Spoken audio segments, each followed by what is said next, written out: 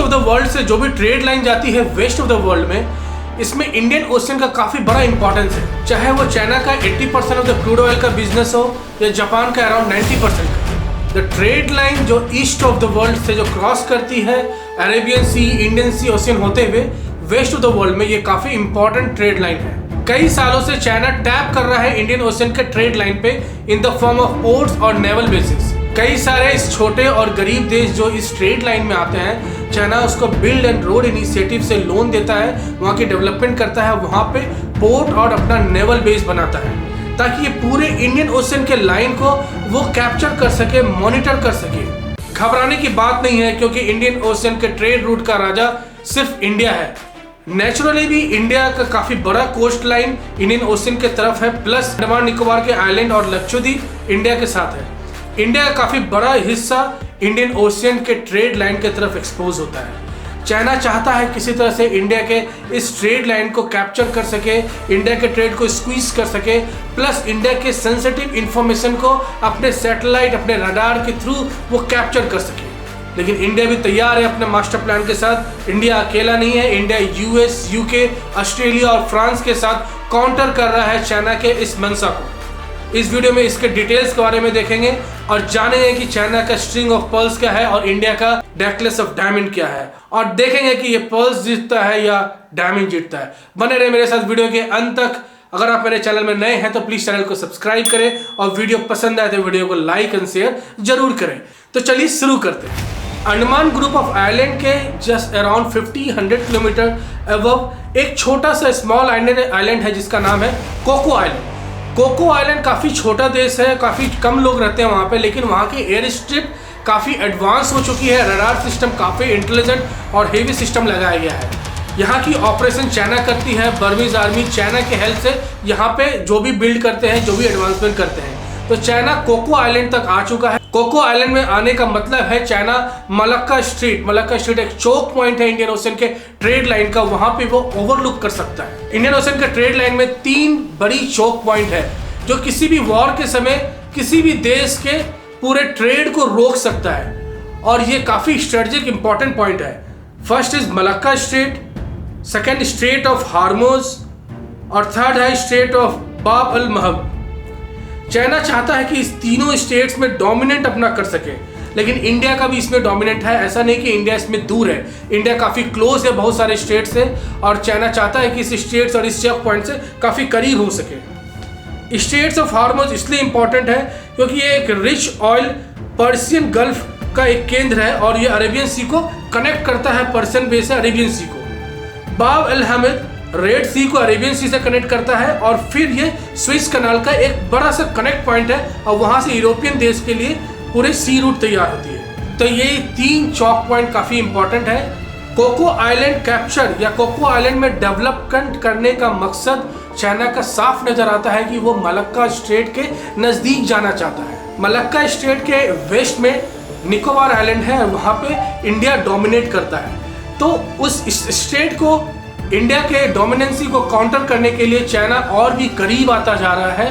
पहले वो बांग्लादेश से ऑपरेट होता था, अब स्लोली वो कोको आइलैंड तक आ चुका है। चाइना ने कई सारे आइलैंड देशों के साथ बिल्ड एंड रोड इनिशिएटिव से डेवलपमेंट किया और पोर्ट बनाया।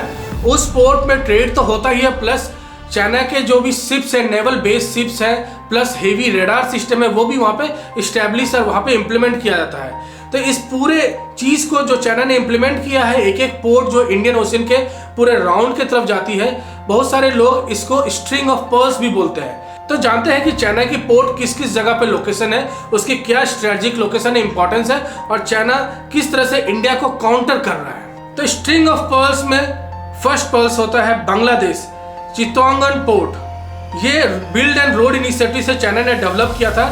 चाइना के काफी हेवी रेडार यहाँ पे है। सेकंड है म्यांमार के डीप सी पोर्ट कैमकू, जहां पे एक्टिव नेवल बेस भी है चाइना का। उसके बाद थर्ड जो हमने डिस्कस किया, कोको आइलैंड में जो भी नेवल बेस बनी है चाइना की। फिर इसके अलावा चाइना थाईलैंड और कंबोडिया में भी अपने पोर्ट डेवलप करने जा रहा है या उसमें अभी लगा हुआ है। फिर चौथा पॉइंट है श्रीलंका के हम्बनटोटा पोर्ट, जो बिल्ड एंड रोड इनिशिएटिव से चाइना ने वहाँ पे डेवलपमेंट किया था, और श्रीलंका डेथ ट्रैप में फंस के 99 ईयर्स के लिए ये चाइना को एज ए लीज दे दिया है। फिफ्थ है मालदीव्स के मराव अरोल और फैजुन फिनलू आइलैंड में जो पोर्ट बन रही है 2026 तक चाइना को लीज में दिया गया है। सिक्स्थ है पाकिस्तान के ग्वादर पोर्ट और सातवां है सूडान के डीबाउट पोर्ट। ये सारे पोर्ट को आप कनेक्ट करें तो ये एक स्ट्रिंग ऑफ पर्ल्स जैसा दिखता है और इनका पूरा मकसद है इंडिया को स्क्वीज करना, इंडिया को इनक्लोज करना। ना ही सिर्फ इंडिया को इकोनॉमी या इंडिया के इंडियन ओशन के ट्रेड के लिए इंडिया को इनक्लोज किया जाए, प्लस इंडिया के और भी बहुत सारे चीज के लिए इंडिया को दबाया जा सके, इंडिया को चारों तरफ से स्ट्रेटेजिक पॉइंट से घेरा जा सके। आइए देखते हैं कि भारत सरकार किस तरीके से चाइना की इस मंशा को समझती है और किस तरह से इस मंशा के काउंटर एक्शन लेती है। इंडिया काफी देशों का फ्रेंडली देश रहा है और इंडिया इस जगह पे अपना वर्चस्व शुरू से बना के रखा है। इंडियन ओशन का एक ही राजा हो सकता है, वो है भारत, और कई सारे इनिशिएटिव, कई सारे स्ट्रेटेजिक पॉइंट और strategic relationship with other countries के साथ इंडिया यहाँ पे अपना काफी अच्छा पोजीशन बना के रखा है और ये पोजीशन में सुधार करता भी जा रहा है। India SAGAR initiative security and growth for all in the region के थ्रू इंडियन देशों या जो भी वहाँ पे देश है इंडियन ओशियन के बगल में के साथ नेवल बेस सेटअप करने में लगा हुआ है। जिस तरह से चाइना के डिफरेंट पोर्ट्स हैं जो स्ट्रिंग ऑफ पर्ल्स फॉर्म करते हैं, उसी तरह इंडिया भी काफ़ी सारे पोर्ट्स में अपने बिल्ड कर रहा है, अपने नेवल बेसेस बना रहा है और सारे चीज़ को आप कनेक्ट करेंगे तो इसको बहुत सारे लोग बोलते हैं नेकलेस ऑफ डायमंड, जो काउंटर कर रहा है string of pearls of China. तो देखते हैं नेकलेस ऑफ डायमंड में क्या पॉइंट है, जो डायमंड के क्या पॉइंट है in the form of port and naval basis. Singapore का चंगी बेस काफी इंपॉर्टेंट, काफी स्ट्रेटेजिक लोकेशन है।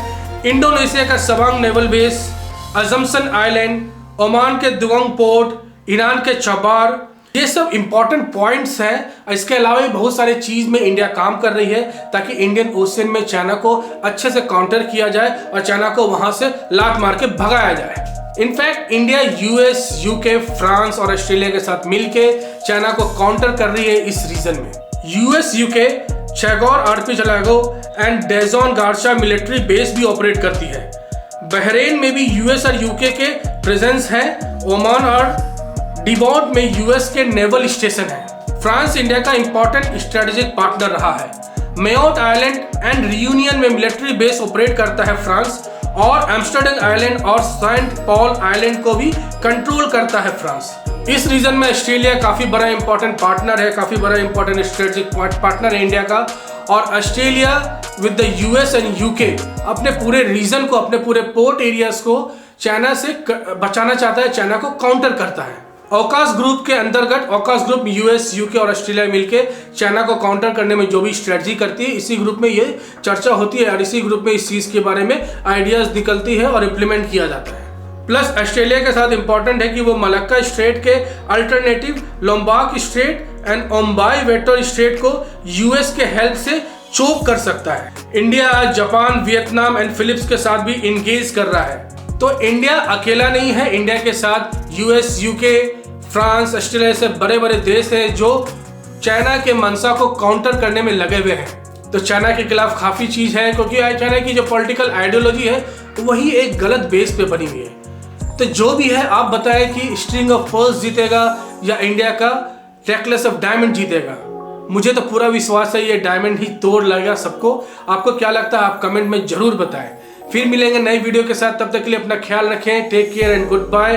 प्लीज चैनल को सब्सक्राइब करें, काफी मदद मिलती है मुझे, और वीडियो पसंद आए तो वीडियो को लाइक और शेयर जरूर करें।